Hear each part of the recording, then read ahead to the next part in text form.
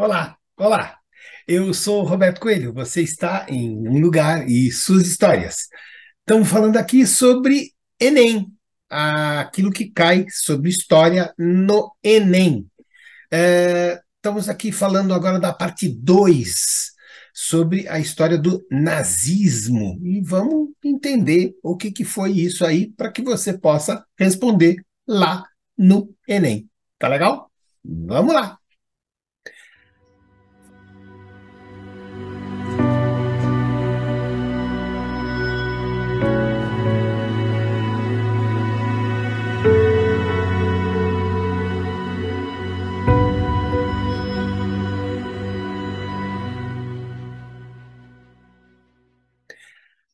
Falávamos então do nazismo. E o nazismo na Alemanha alcança diferentes grupos, os quais aderiram a um discurso, então, salvacionista, feito então pelo Hitler, que prometia então reerguer a Alemanha ao patamar de potência novamente. Essa proposta era bem aceita, né? Um dado interessante reforça a adesão ao nazismo como fruto do desespero, né? É que durante os anos da Grande Depressão, então 1929, 1933, então olha lá, Grande Depressão, a crise de 29, 85% dos membros do Partido Nazistas estavam desempregados, sabia? Pois é. O fortalecimento do nazismo na Alemanha tornou então o Hitler uma figura conhecida na política alemã. Em 1932 foram realizadas as eleições presidenciais e Hitler recebeu 36,8% dos votos, mas foi derrotado pelo Paul von Hindenburg, que contou com 53% dos votos. No entanto, no ano seguinte, o Hindenburg, pressionado, viu-se obrigado a nomear então o Hitler a um cargo de chanceler da Alemanha, marcando então o fim daquilo que se chamou República de Weimar. Lembra disso? Acaba caindo, hein? Em 1934, então, o que acontece? O Hindenburg falece e o Hitler, então, acumulou os títulos de chanceler e presidente da Alemanha. Isso se deu com maiores poderes para o Hitler e concretizou a implantação do seu regime totalitário. Rapidamente, então, Hitler expurgou a política alemã, eliminou todas as ameaças de oposição ao seu poder. Nos anos seguintes, além de ter eliminado seus adversários políticos, seja na direita não radical, seja na esquerda não radical, Hitler conseguiu recuperar a economia da Alemanha, iniciou um processo de militarização do país, desafiou os termos do Tratado de Versalhes, formou uma massa imensa de fanáticos, iniciou um processo de expansão territorial do seu país. As ações de Hitler levaram a Alemanha, então, a uma nova guerra. Após a sua fundação, o Partido Nazista transformou então a cruz gamada, uma cruz que também vem lá da Índia, né? Também conhecida como suástica, como seu símbolo. A suástica, que é o símbolo milenar, foi utilizada por diferentes povos, de diferentes significados. No contexto da Alemanha, ela fazia referência a uma ideia de orgulho nacional germânico, desde ali do século XIX. Muito provavelmente esse motivo, os nazistas, então, transformaram esse símbolo num símbolo do partido. Olha aí que coisa, não? Qual era a ideologia, então? A ideologia nazista é bastante complexa e ampla, abordando diferentes questões.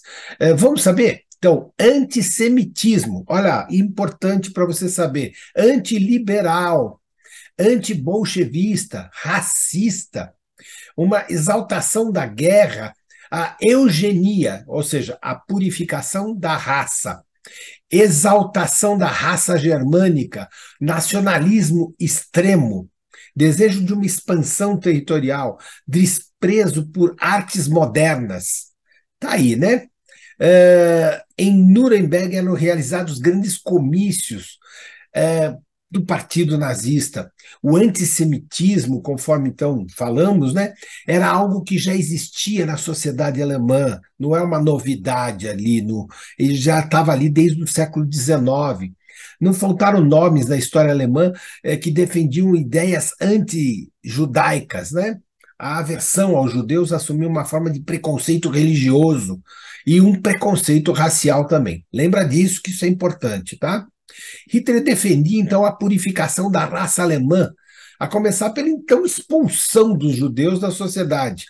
Atribuía todos os males da sociedade alemã aos judeus, especialmente a derrota na guerra, na crise econômica de 20 a 30. Essas teorias que existiam, uma conspiração internacional judaica, então eram inclusive divulgadas a partir de um livro russo do autor desconhecido, conhecido na Alemanha, chamando então os Protocolos dos Sábios de Sião. Olha que loucura isso, não? O antissemitismo na Alemanha nazista foi progressivamente levado às ações que tinham como objetivo excluir totalmente os judeus da sociedade. O discurso radical deu lugar a ataques concentrados contra judeus, no que ficou conhecido como pogrom. Depois houve a implementação de leis que retiraram os direitos dos judeus. E, por fim, então, o genocídio, né? O Holocausto. Eles eram antimarxistas, representando, então, uma forte antibolchevismo. Era uma condição fundamental da ideologia do nazismo, que havia se propagado, então, pelo Hitler, né? Num livro, no Mein Kampf, né? E ele afirmava que o bolchevismo, o comunismo, era parte de uma conspiração, de uma dominação internacional orquestrada, então, por judeus. Ao longo dos anos no poder, ele doutrinou a população alemã a considerar esse bolchevismo, o comunismo, como um inimigo natural do povo alemão. E aí vai, né? Antiliberal. O antiliberalismo do nazismo fazia parte de uma tendência do partido de desacreditar as democracias representativas que existiam na Europa.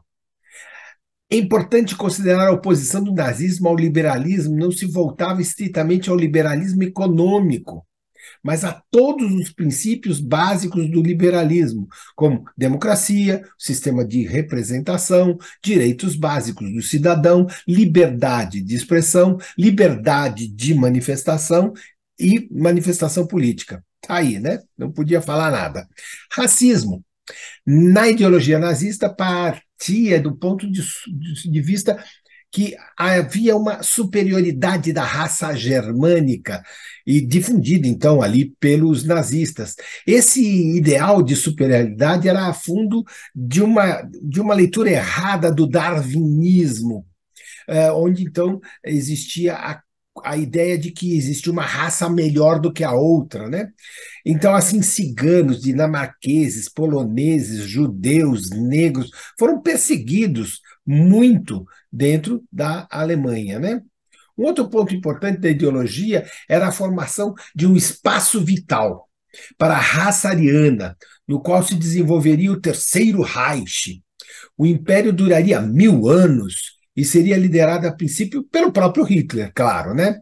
Essa ideia de espaço vital era conhecida como Lebenshaus, que é explicada pelo Richard Evans da seguinte maneira: os alemães, na visão de alguns, precisariam então de um espaço vital, a palavra alemã, então, isso teria obtido à custa de quem? À custa dos outros, provavelmente dos eslavos. Não porque o país estivesse literalmente superpovoado, não havia evidência disso nenhuma, né? Mas porque aqueles que promoviam tais visões estavam tomando a ideia de territorialidade do reino, aplicando então à sociedade humana aquilo ali. Alarmados com esse crescimento das cidades alemãs, buscavam então a restauração de um ideal rural. Os colonos alemães seriam senhores sobre os camponeses eslavos, que seriam então inferiores. Olha que loucura, não? Foi esse ideal de formação de um espaço vital que levou a uma série de ações expansionistas da Alemanha, a começar pela própria Áustria, que era o país de origem do Hitler. que foi anexada ali em 1938. A anexação da Áustria havia sido cogitada, então, na Primeira Guerra Mundial, mas negada por franceses, britânicos, no Tratado lá de Versalhes. Depois disso, os alemães concentraram seus interesses ali nos Sudetos, na Tchecoslováquia, depois na Polônia, e depois, então, por fim, na própria União Soviética. Outra coisa que tinha ali era o culto da personalidade. Então, o Hitler era o cara que tinha que ser cultuado. Ele é o sujeito do mundo, né? Ele é o grande líder, o Führer, né? E aí, então, responsável por popularizar essa utilização do Heil Hitler, né? Heil Führer ou Heil Hitler. Então, salve a tal pessoa, né? Ambos os termos entraram para o vocabulário da extrema-direita alemã e foram apropriados pelos nazistas na menção, então, do Führer, do líder, né? E a exaltação da personalidade daquele sujeito. Tudo bem? Consequências desse nazismo. Uma das maiores consequências é que, em geral, é atribuída aos nazistas. Esse conflito se estendeu por 6 anos, né? 39 e 45, por causa de uma política expansionista alemã sobre nações vizinhas. O estupim para isso foi a invasão da Polônia, no dia 1º de setembro de 1939. Está aí, ó, lembra isso. 1º de setembro de 39. E aí, então, a Segunda Guerra Mundial é responsável por aproximadamente 70 milhões de mortes, mais ou menos, tá? Outra consequência foi a grande perseguição aos judeus. Após, então, Hitler ocupar o poder da Alemanha, os nazistas iniciaram um processo de perseguição fantástica, né? Que chegou, então, a levar aos campos de concentração e então, ao Holocausto de perto de 6 milhões ou mais de 6 milhões de judeus em campos de concentração. Isso foi um holocausto, isso foi um imenso genocídio, não é? Então tem que lembrar disso aí para também, com certeza, cai, né? Então isso é chamado de holocausto. A perseguição aos judeus e outras minorias promovida pelo nazismo ficou conhecida, então, com esse nome, holocausto. Atualmente sabe-se que 6 milhões ou mais foram mortos em consequência disso, 6 milhões de judeus, mas aproximadamente 2/3 dos judeus de toda a Europa, pois antes da guerra a população judia do continente era de aproximadamente 9 milhões de pessoas. Então imagina isso, o que foi essa perseguição, tá? É isso aí. Por aqui a gente fica, por aqui a gente para um pouco dessa história já do mundo, né, que nós estamos contando aqui para vocês, para a prova do Enem, e com isso a gente fez em 2 partes a ideia do nazismo, é bastante longa, bastante demorada, mas tá aí. Se você gostou, dá o seu gostei. Se você não gostou, dá o seu não gostei. Se você gostou, faz o seguinte, aperta lá no sininho para receber mais. Passa para os amigos, aqueles teus parentes que vão fazer Enem. Isso é importante para que eles tenham essa ideia aqui colocada para gente, para vocês, tá bom? Até a próxima! Tudo de bem!